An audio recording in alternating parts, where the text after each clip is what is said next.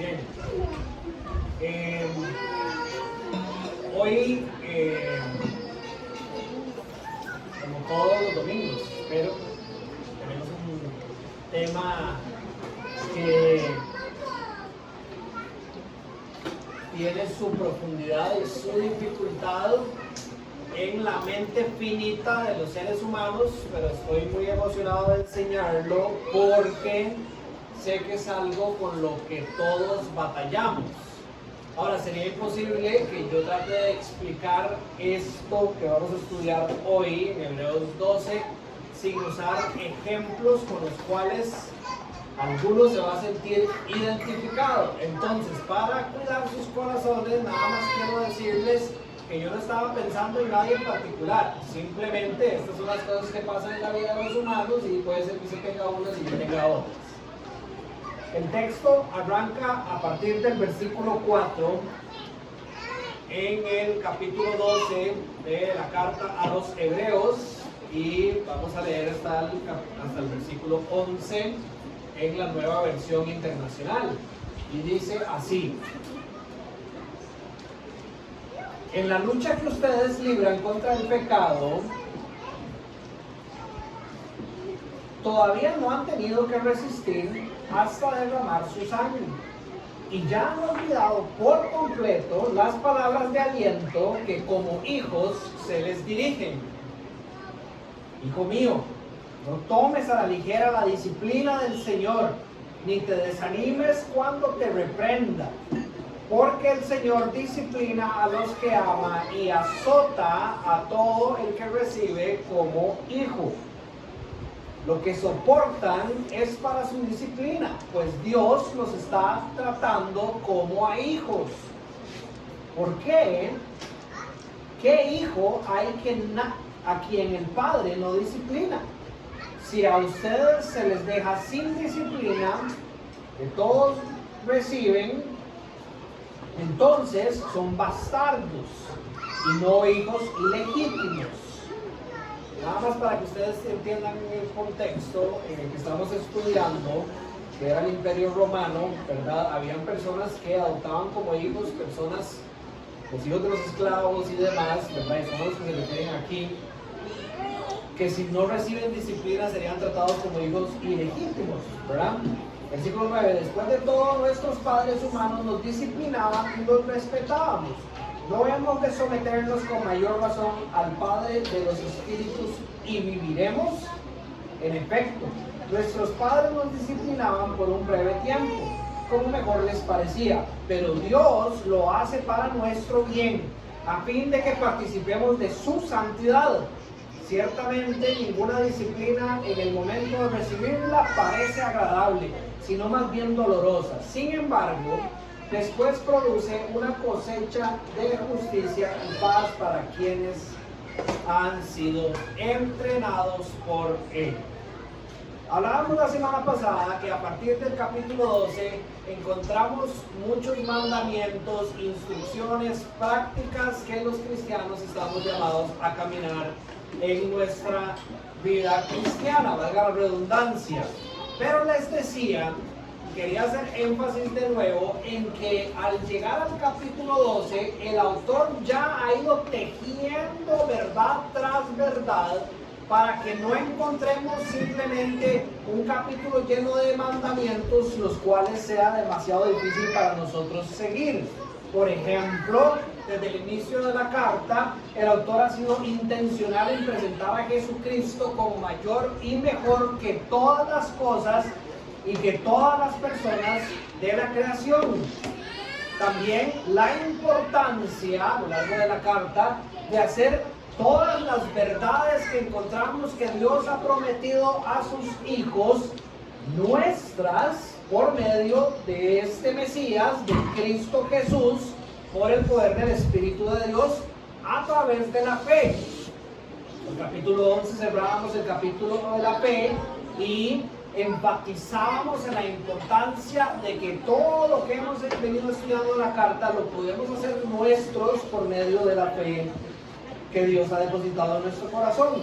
Y que qué error sería, decíamos la semana pasada, tratar de caminar y de entender lo que encontramos a partir del capítulo 12, alejados de Cristo, sin poner fijamente nuestros ojos en Cristo, aquel que inició nuestro camino de la fe y por el cual se perfecciona nuestro camino de la fe.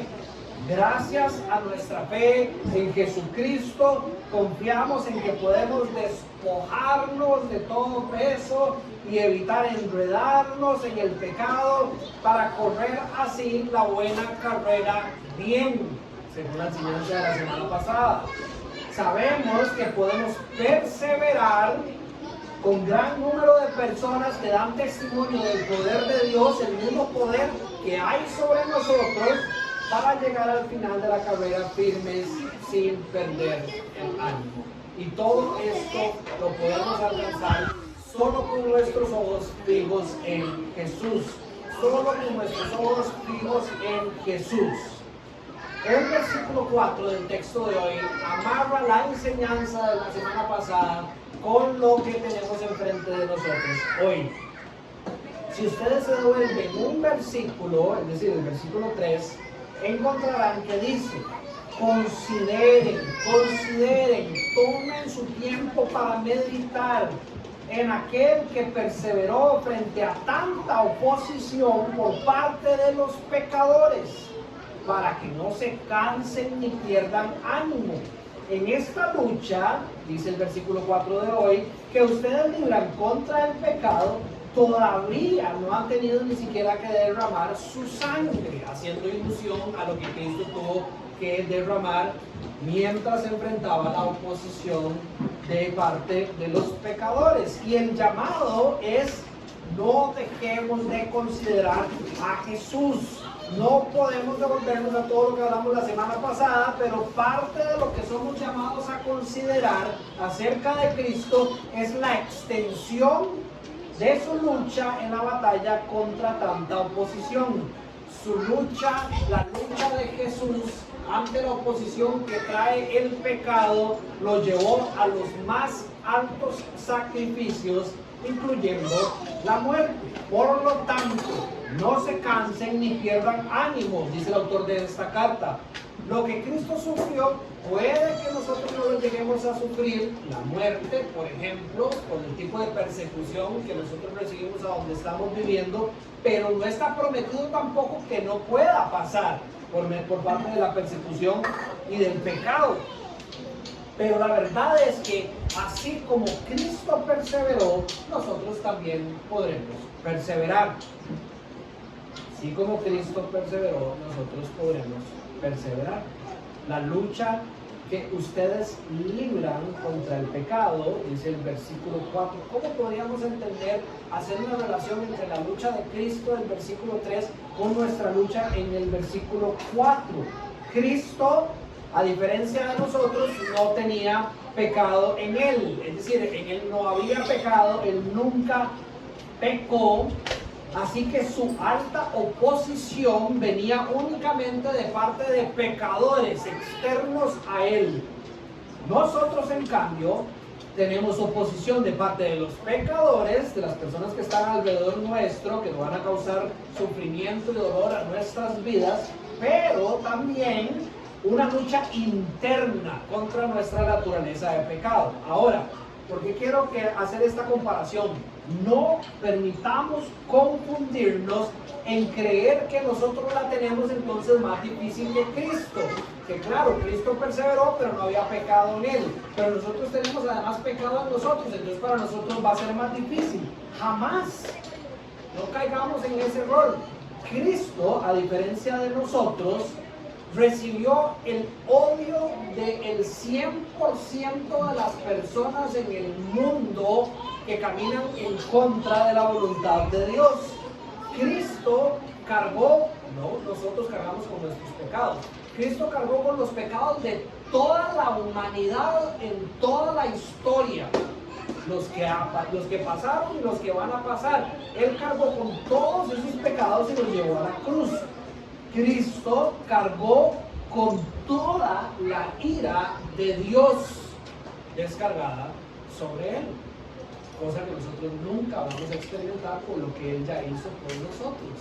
Entonces no pensemos jamás que en el momento de la prueba, en el momento del sufrimiento, cualquiera que sea la circunstancia, inclusive si nos toca enfrentar la muerte por culpa de los pecadores o de nuestro pecado, creer que el poder que levantó a Cristo de los muertos va a ser insuficiente en nuestras vidas.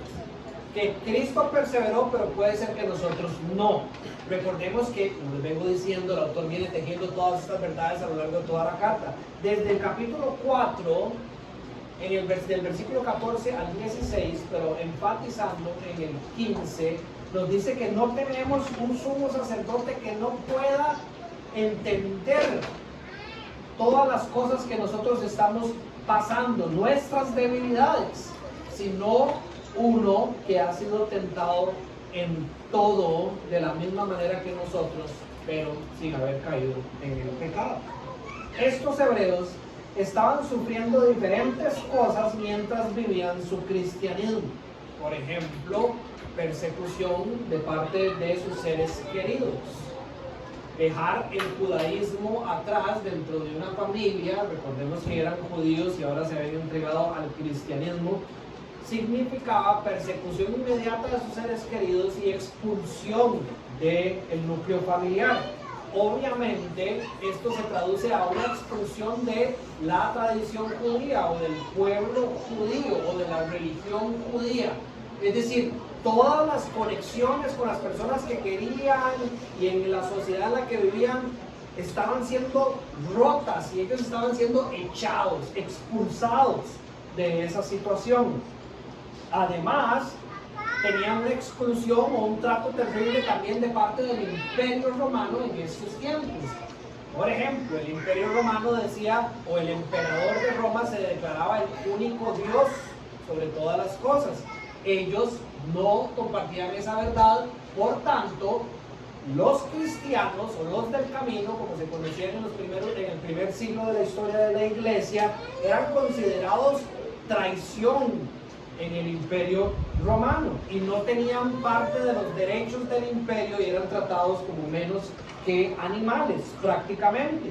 Todo esto lo estaban sufriendo estos hebreos que estaban recibiendo esta carta, pero además el sufrimiento que causa cuando el Padre Celestial nos está limpiando de nuestro pecado interno.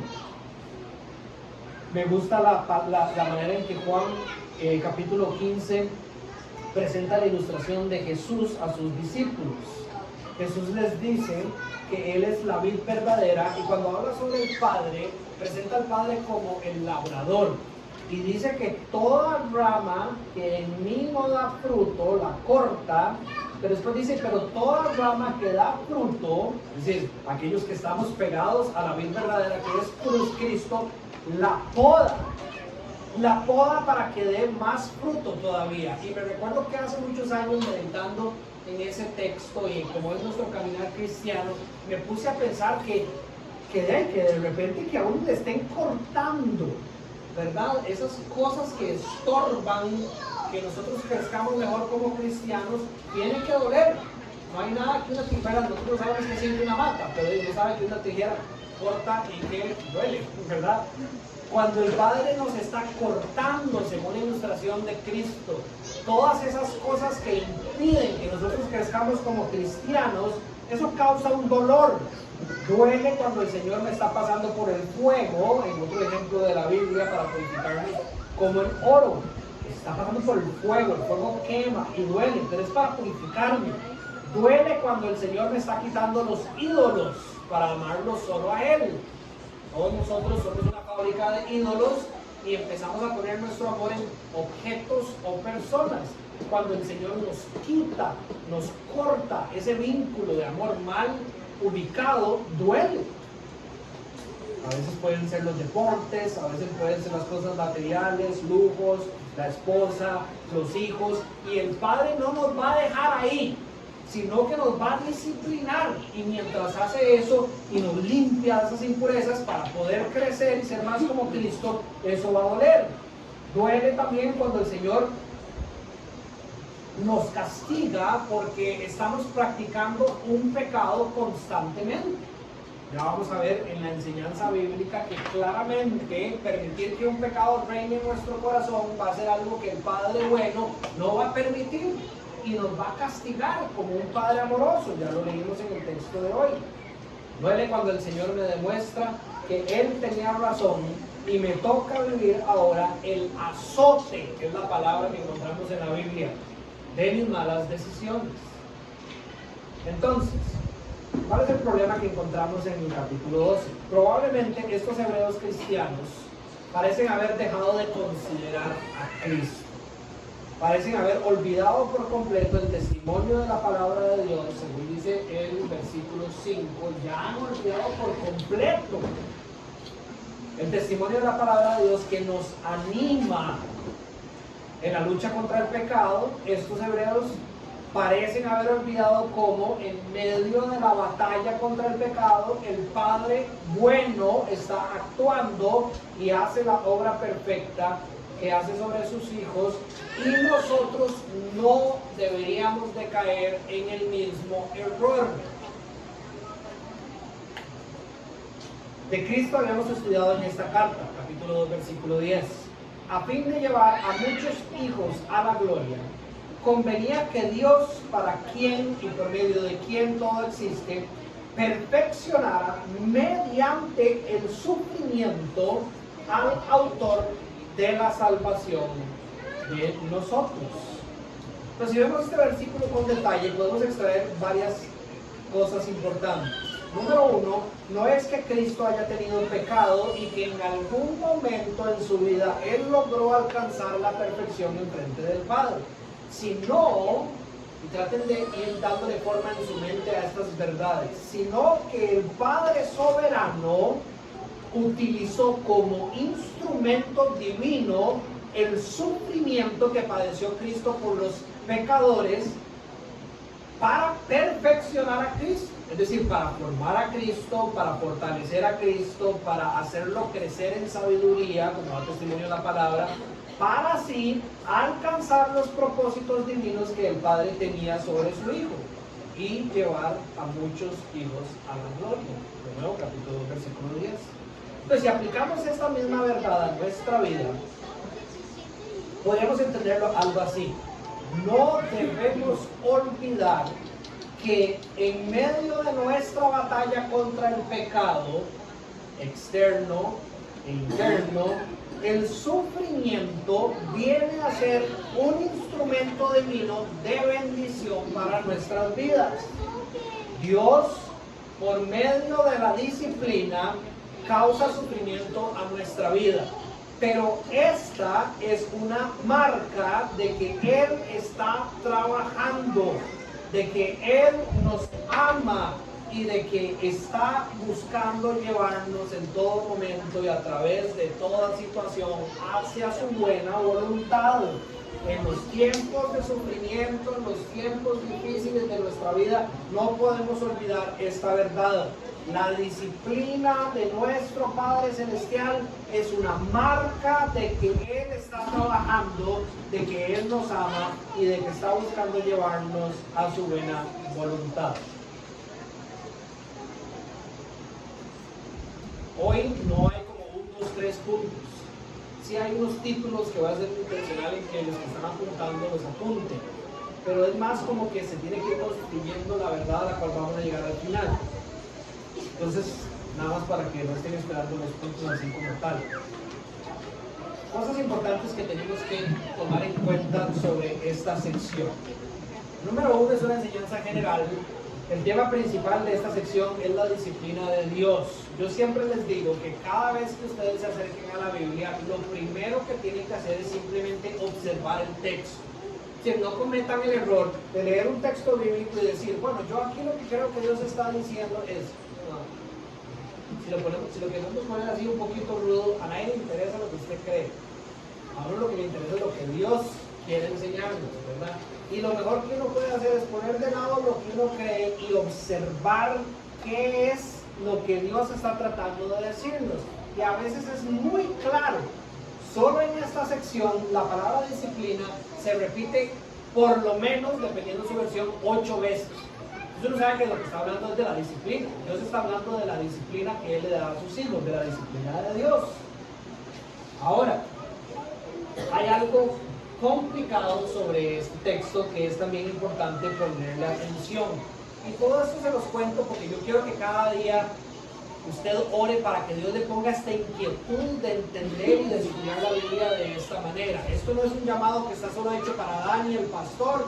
Yo simplemente les estoy contando lo que yo hago porque usted puede hacer exactamente lo mismo y yo le puedo facilitar hasta los medios que yo utilizo para que usted crezca en ese sentido.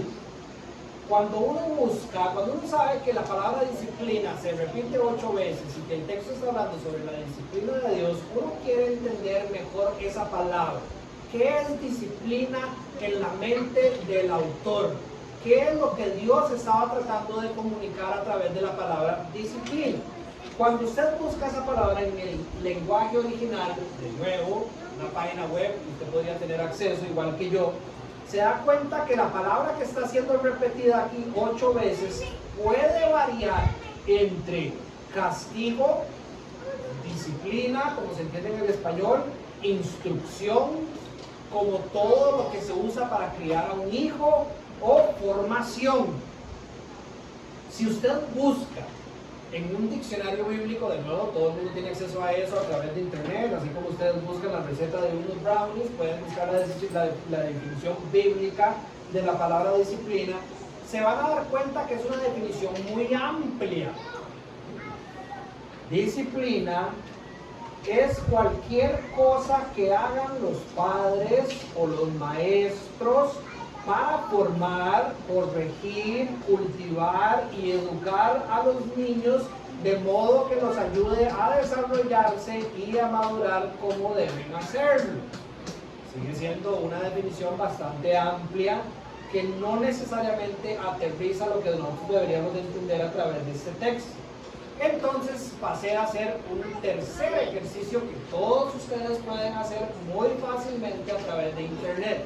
Y es que revisé la Nueva Versión Internacional, la Biblia de las Américas, la Dios Habla Hoy, la New American Standard Bible, la King James Bible y una Biblia interlineal para tratar de entender de todas las veces que aparece disciplina, qué significa cada una de ellas, para entender bien lo que Dios está tratando de enseñar.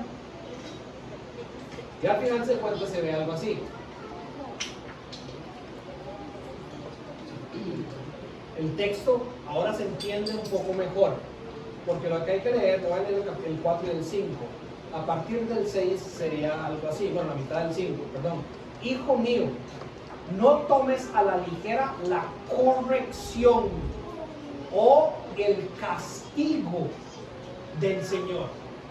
¿Me entienden? Y ahora pasamos de una palabra tan amplia como disciplina a algo que tiene que ver con castigo, que en el español se entiende como algo que duele, más que simplemente la disciplina, que puede ser un montón de otras cosas. Les voy a dar un ejemplo. Yo muchas veces escucho a papás y he tenido que corregirlos, así como yo fui corregido en algún momento, de que no le digan a sus hijos cuando hacen algo malo y los van a castigar, que te tengo que llevar por allá para darte disciplina, porque los hijos crecen pensando que la disciplina es algo malo, y la disciplina no es algo malo. El castigo es algo malo, es algo que duele, es algo que causa algo en nosotros feo, que no nos gusta. La disciplina no, ¿verdad? Uno más bien tiene que enseñarle a los hijos que la disciplina es buena, a buscar ser disciplinados, a amar a las personas que los están disciplinando porque trae cosas buenas a su vida. Entonces, de nuevo, hijo mío, no tomes a la ligera la corrección o el castigo, algo que se usa para hacer recapacitar a alguien del Señor. Ni te desanimes cuando te reprenda. Y vea la relación que hay con la palabra ahora, castigo y reprensión. Porque el Señor, antes salía de disciplina, pero es la misma que está arriba por la relación que hay en el versículo, castiga a los que ama y, qué interesante la palabra, azota. Hay algo físico en el Salmo que está siendo usado, el proverbio que está siendo usado para explicar esta verdad: a todo el que recibe como hijo. Versículo 7. Lo que soportan es para su corrección. Sería la definición de esa parte de disciplina. Pues Dios los está tratando como a hijos, porque ¿qué hijo hay a quien el padre no corrija? Versículo 8.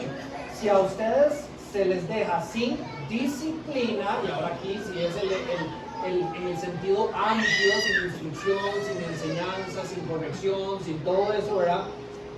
Si a ustedes se les deja sin la disciplina que todos reciben, entonces son bastardos y no hijos legítimos. Después de todo, nuestros padres humanos nos disciplinaban y los respetábamos.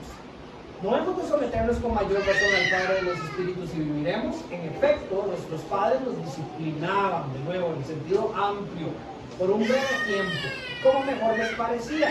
Pero Dios lo hace para nuestro bien, a fin de que participemos de su santidad. Ciertamente, ninguna corrección o ningún castigo, y vean la relación tan clara que hay aquí, en el momento de recibirla, parece agradable. Ninguna corrección en el momento de recibirla parece agradable. Muy diferente cuando uno recibe disciplina. Por ejemplo, ustedes saben que todos mis ejemplos tienen que ver con jiu-jitsu, ¿verdad? Cuando el profesor nos está enseñando a disciplinarnos en la clase, yo lo veo como algo bueno. Él nos dice, háganlo así, empiecen a asar, vayan por ese lado, sigan esta metodología, confíen en la técnica, y nos está disciplinando. Y yo veo un buen consejo, yo veo algo que me edifica, algo bueno para mi vida, ¿verdad? No es algo que es desagradable. Entonces, aquí la palabra disciplina claramente no está hablando del concepto general, sino de la corrección que involucra castigo.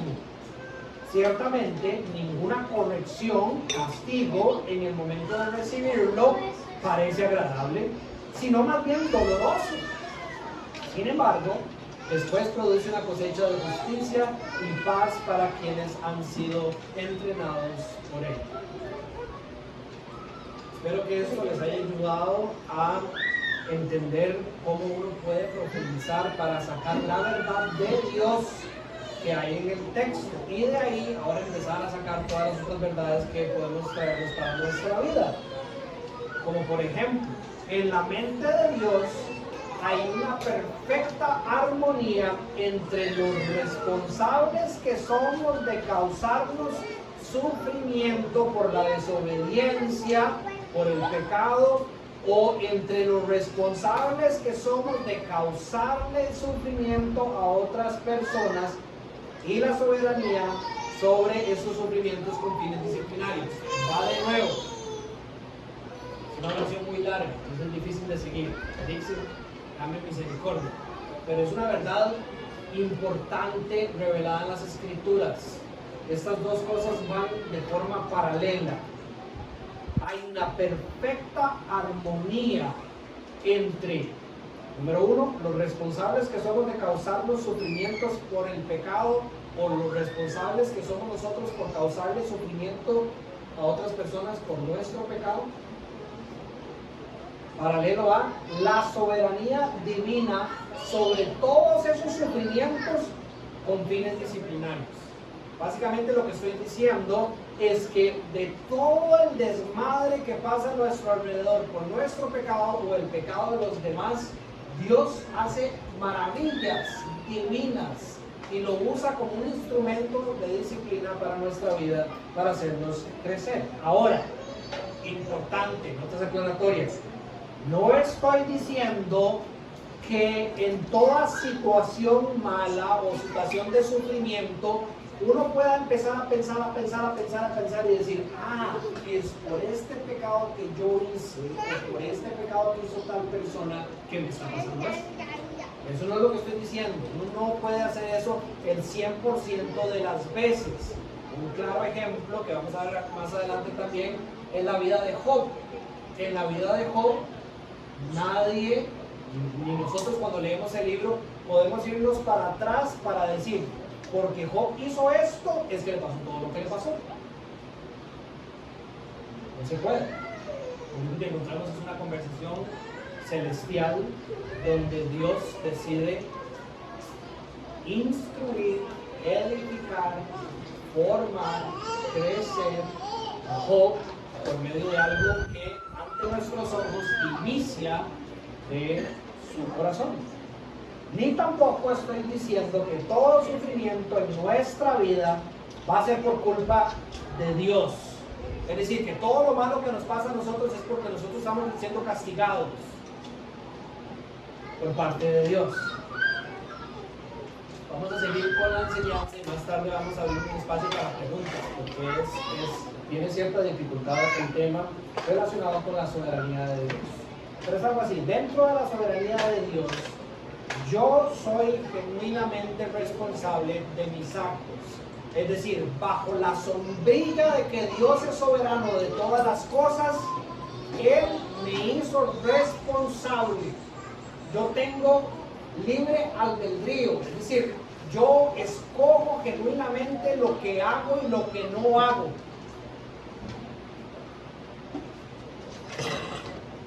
Y al caminar en desobediencia y andar por malos caminos, voy a caer por mis elecciones o por las elecciones de las demás personas en su pecado. Y eso va a causar dolor.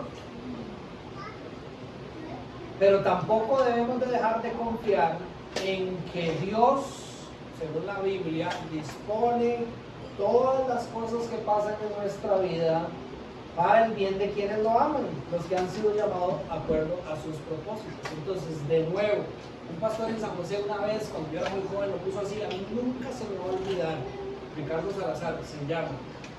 Es como que Dios agarra todas las situaciones que hay en el planeta por causa de nuestro pecado y el pecado de las demás personas y las echa en un bowl de ensalada y hace una ensalada deliciosa para hacernos crecer, para fortalecernos, para que seamos mejores cristianos, para crecer en santidad y en rectitud.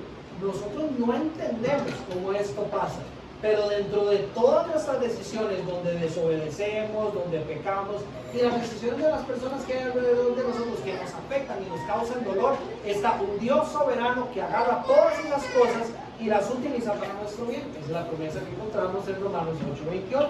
Dios dispone todas las cosas para el bien de quienes lo aman, los que han sido llamados de acuerdo con sus propósitos. Con esto claro, podemos pasar al siguiente punto. La corrección del Señor siempre tiene un propósito. La corrección del Señor siempre tiene un propósito. Por tanto, encontramos que el llamado o la instrucción para el día de hoy es: no tomes a la ligera la corrección del Señor. No tomes a la ligera cuando el Señor te castiga. A grandes rasgos, podríamos destacar al menos 3 propósitos claros que encontramos en el castigo del Señor, en la corrección del Señor, según el testimonio de la Biblia. El número 1 sería el castigo correctivo. Cuando Dios hace algo que nos va a doler profundamente con la intención de corregir nuestra vida, la manera en que nosotros caminamos como cristianos. Ahora, sí quiero hacer una nota aclaratoria para que no haya confusión.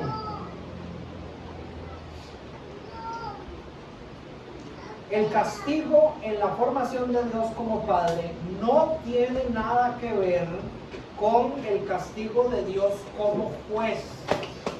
El castigo de Dios como Padre no tiene nada que ver con el castigo de Dios como juez. Es decir, en temas de castigo, los cristianos ya nunca vamos a lidiar con Dios como juez.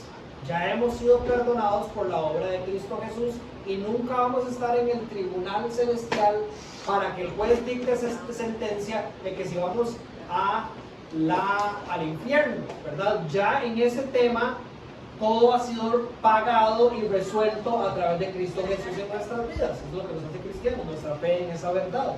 Pero sí, vamos a lidiar el resto de nuestra vida terrenal con nuestro Padre Celestial castigándonos. De nuevo, ya no como juez, sino ahora como Padre. Ok. Entonces, castigo correctivo. Un ejemplo de castigo correctivo en las Escrituras. Samuel, en su segundo libro, capítulo 12, encontramos a David y su pecado con Betsabé. No les puedo leer toda la historia, pero se las voy a resumir. Básicamente lo que pasa es que David está en su palacio y sale un día a tomar el sol y ve a través de la ventana a Betsabé. Betsabé estaba casada con Urías. El rey hace mal uso de uno de sus privilegios como rey y llama a Betsabé y la hace suya. Ustedes me entienden. Y Betsabé queda embarazada. Para ocultar la consecuencia del pecado, David busca primero engañar, es decir, sigue en el pecado, a Urías, al esposo, diciéndole que se vaya donde su mujer y que pase la noche con su mujer para que obviamente no se den cuenta que él fue el responsable de dejarla embarazada. Y Urías, por ser un hombre honorable, hace otras cosas que ustedes pueden leer en el capítulo 12. Entonces David habla con el general del ejército y le dice: le voy a mandar a Urías y mándelo al frente de la batalla para que lo maten, porque de esa manera se iba a cubrir el pecado del rey David. Y eso es exactamente lo que pasa. Urías va a la batalla y muere. Y aparece Natán, que era gran amigo de David, que Dios lo usa como profeta. Y le dice en el nombre del Señor a David que por su pecado la espada jamás se apartará de su familia. Es decir, los conflictos, el dolor y el sufrimiento y la matanza nunca se va a alejar de la familia del rey. Dice en las palabras de Dios: pues me despreciaste al tomar la esposa de Urías elitita para hacerla tu mujer.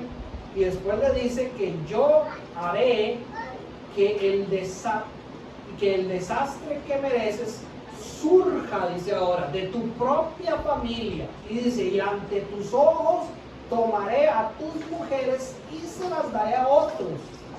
Lo que hiciste a escondidas, yo lo haré a plena luz, a la vista de todo Israel. Ese es el castigo de Dios explícito sobre David.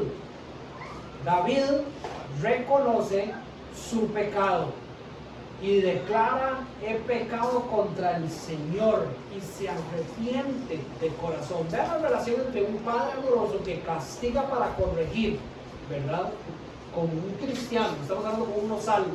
Él se arrepiente y ojo la respuesta del Señor por parte de Natán: te he perdonado todos tus pecados y no morirás. Sin embargo, tu hijo sí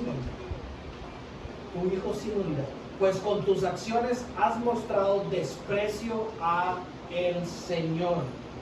Y así como lo cumplió Dios a los 7 días, que significa en el momento establecido por Dios, perfecto, ni antes ni después, el niño muere. El niño muere. ¿Y qué vemos en el corazón? Que durante 7 días sufrió a más no poder, describe la Biblia, David, por la corrección que estaba sufriendo, por el castigo que venía de Dios.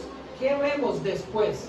Muere el niño y todo el mundo se asusta, porque David más bien se levanta, se va a bañar, se limpia, se viste y empieza a caminar para adelante.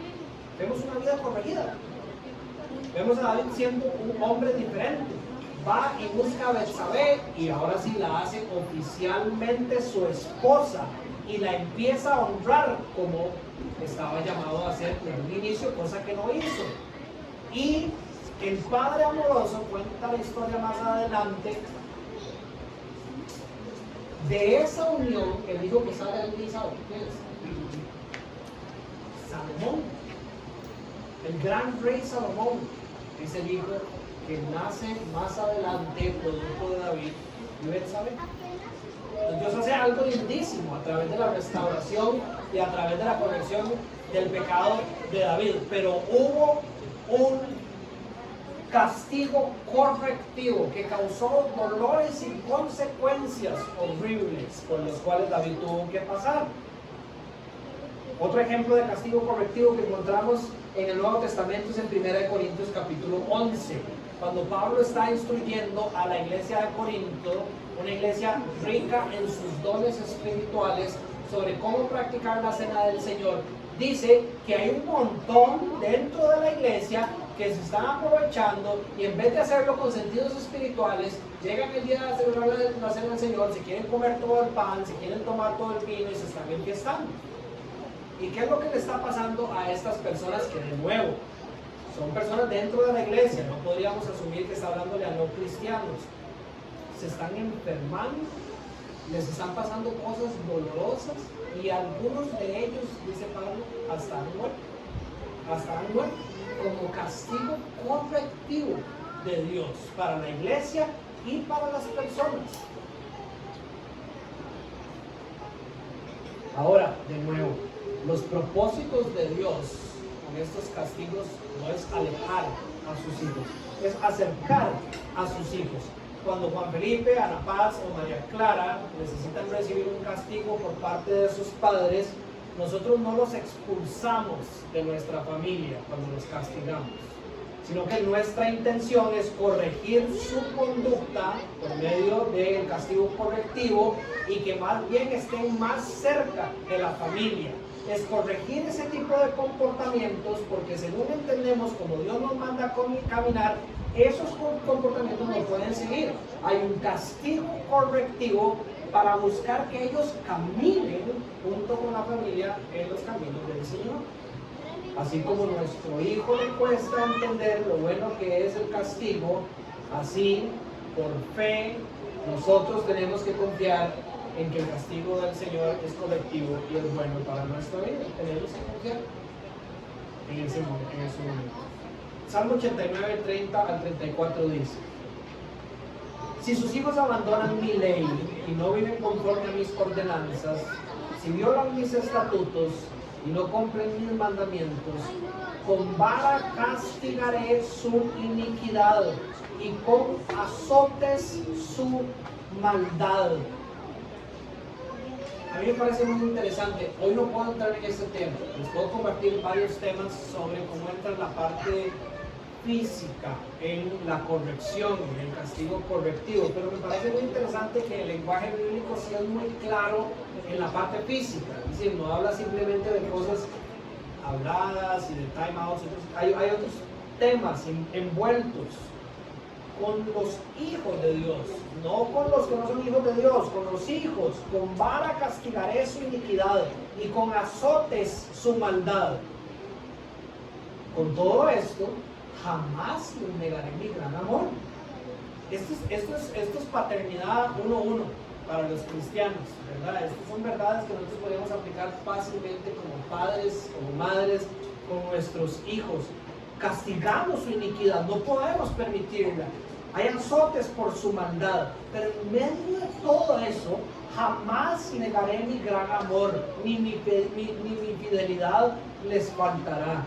No violaré mi pacto, ni cambiaré mis promesas. Eso lo he comentado varias veces aquí en el púlpito y algunos en privado. Cuando nosotros tenemos que castigar a nuestros hijos, somos intencionales en que en medio del castigo ellos puedan sentir nuestro gran amor, la fidelidad que tenemos con ellos como padres. Nunca los vamos a alejar de nosotros. Otro propósito del Señor es la prevención. La prevención, el primero era el castigo correctivo, ahora es el preventivo. El Señor nos disciplina o nos castiga para prevenir algún pecado. Usted podría pensar en ejemplos para su vida. Yo traje alguna lista. El Señor puede cerrarnos puertas queríamos ir por un lado y de repente, ¡pum!, nos cierra una puerta. No nos permite alcanzar ciertas metas o ciertos éxitos que queremos. Limitan nuestros cuerpos, pueden ser en temas de dieta, ya no podemos comer como antes, hay algo que no está funcionando bien. Limitan nuestra movilidad, pueden haber lesiones físicas, corporales, o limitan nuestra mente empieza a no funcionar como se supone que estaba funcionando antes o como uno espera que debería de funcionar. También puede poner prohibiciones sobre nuestra vida, que en el momento en que las pone, no puedo hacer esto porque tengo esto otro, y no puedo sacarme esto porque tengo que hacer esto. Pueden parecer inconvenientes, pero en todas esas situaciones puede ser que lo que haya detrás es la mano protectora de Dios. Dios que nos está previniendo de caer en maldad. Un ejemplo de disciplina preventiva la encontramos en 2 Corintios capítulo 12. Es el apóstol Pablo el que dice que para evitar que él se volviera presumido, que se agrandara por todo lo que Dios le ha enseñado, por cómo Dios lo ha construido, por toda la revelación que Dios le dio a él, una espina, dice, me fue clavada en el cuerpo. Es decir, lo describe como un mensajero de Satanás para que me atormentara. Muchas personas han tratado de entender cuál era esa espina en la carne que tenía Pablo. Hay gente que dice que podían ser padecimientos físicos. Sabemos que Pablo, conforme iban pasando sus días, estaba quedando ciego. La Biblia también da testimonio de eso. Él utilizaba amanuenses, personas que escribían sus cartas como problema o consecuencia de su ceguera. Y hay otras personas que piensan que tal vez era un pecado con el cual él batalló toda su vida. Pero Dios se lo dio. Y así lo describe Pablo, para evitar cosas en su vida. Pablo no lo disfrutaba, lo describe como un mensajero de Satanás, como una espina que está ahí metida. ¿Alguien se le ha metido una espina de ponchote en el pie?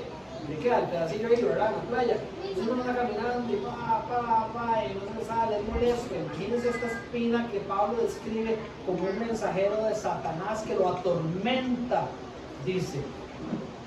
Pero igual, por la fe lo aceptó con gozo. La Biblia dice que lo acepta con gozo, porque él entiende que es la mano protectora de Dios.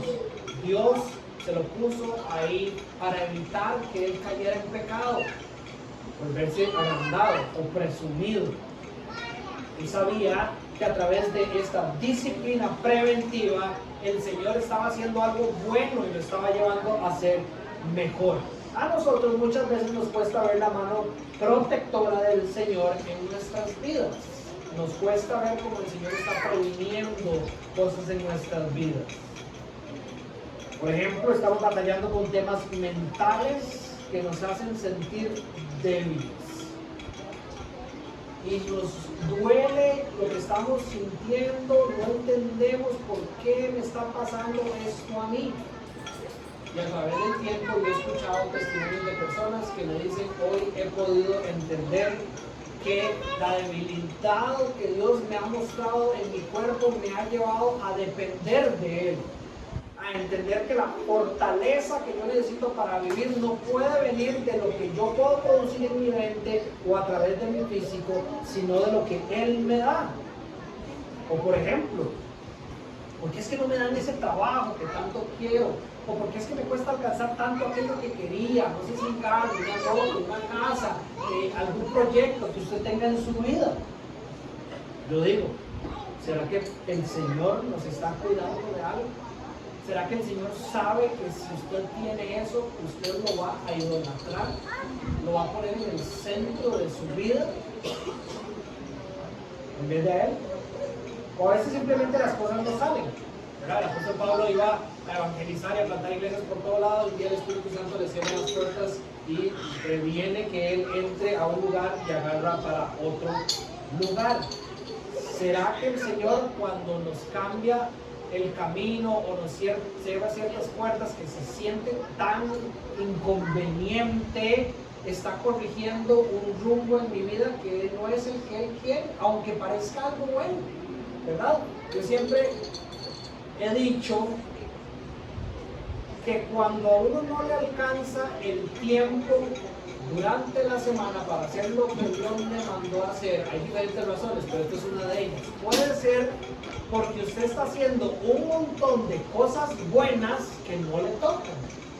Y eso es un distractor. Usted puede estar haciendo un montón de cosas buenas para Dios, para la iglesia, para la escuela, para su familia, pero no es lo que Dios le mandó a hacer, por ende está mal lo que usted está haciendo, ¿verdad? Cuando Dios empieza a cerrar esas puertas, puede ser que esté previniendo que nosotros agarremos un rumbo que, aunque parezca muy bueno, no es el mejor rumbo para nuestra vida. Este proverbio me encanta, 30, versículos 7 al 9. Solo dos cosas te pido, Dios. Esta es la oración del escritor de este proverbio y debería ser la oración de todos nosotros. Tiene que ver mucho con esto de la prevención. No me niegues, solo dos cosas te pido, Dios. No me las niegues antes de que muera. Aleja de mí la falsedad y la mentira. No me des pobreza ni riqueza, sino solo el pan de cada día. Porque teniendo mucho, podría desconocerte y decir, ¿quién es el Señor? Y teniendo poco, podría llegar a robar y a deshonrar así el nombre de mi Señor. Básicamente, aquí el escritor de Proverbios está diciendo, Señor, quítame lo que tenga que quitarme. No me dé las cosas que yo ando buscando.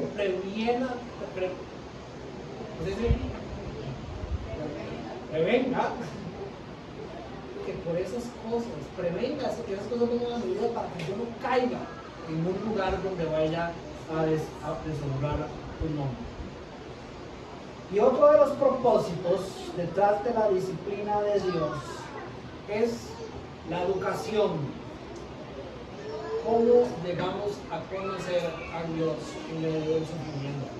Yo creo que aquellos que hemos pasado pruebas, y me imagino que somos todos nosotros de diferentes maneras, podemos dar testimonio que si hemos buscado al Señor en medio de las pruebas, es cuando más nos llegamos a conocer, cuando estamos en esos momentos difíciles. Y claro, el ejemplo de Job es claro en este sentido en el Antiguo Testamento.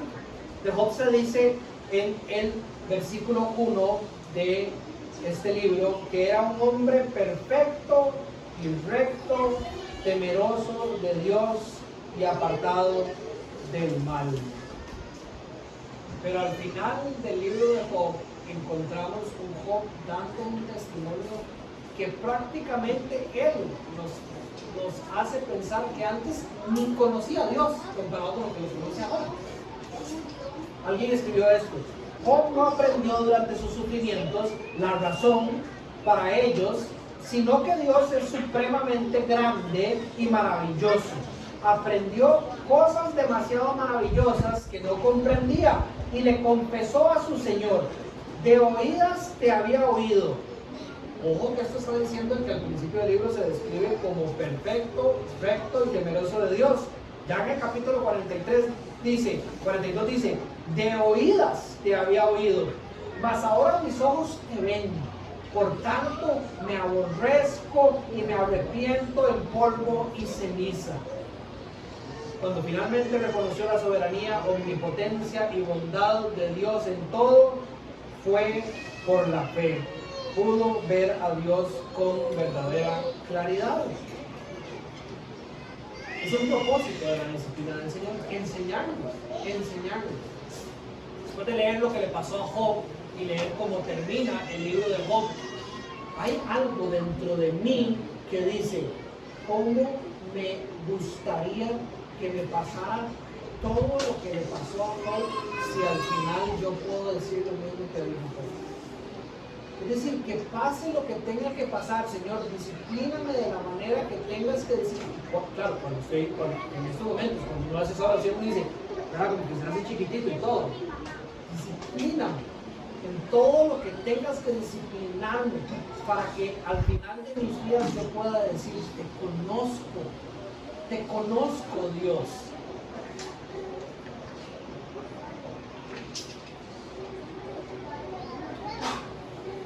Yo sé que esto es una realidad para la vida de muchos de ustedes.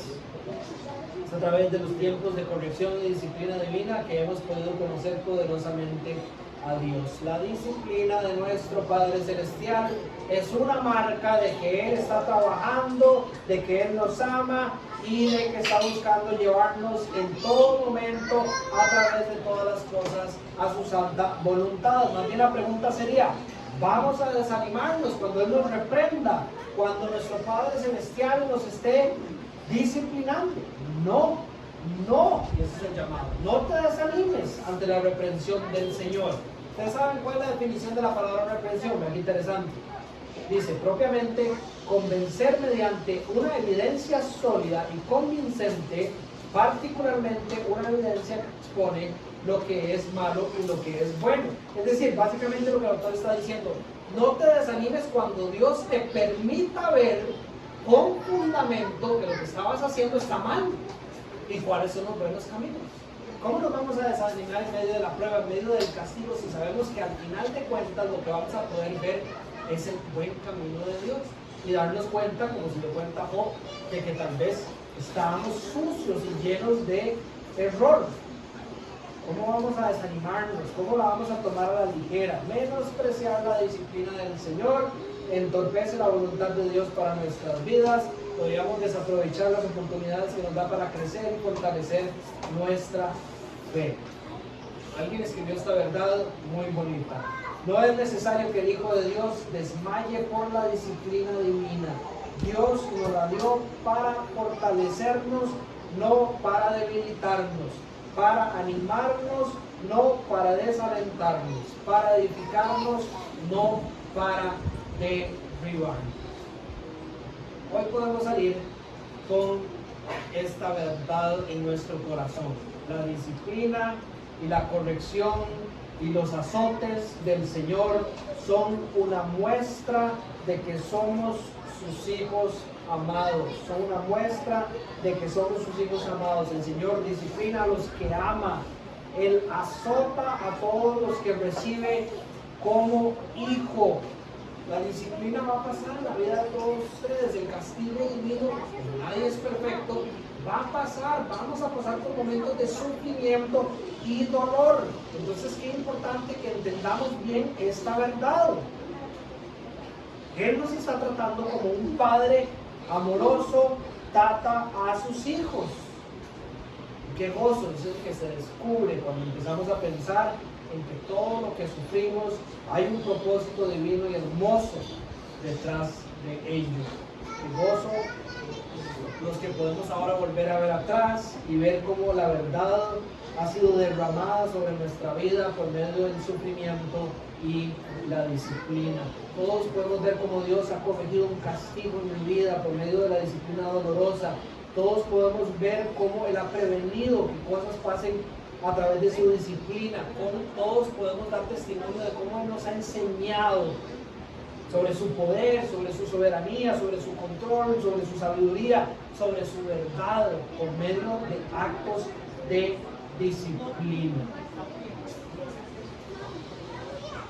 Es el testimonio de la palabra de Dios. Proverbios 13, no corregir al hijo es no quererlo. Amarlo es disciplinarlo a todo tiempo, en toda situación. Dios nos está disciplinando.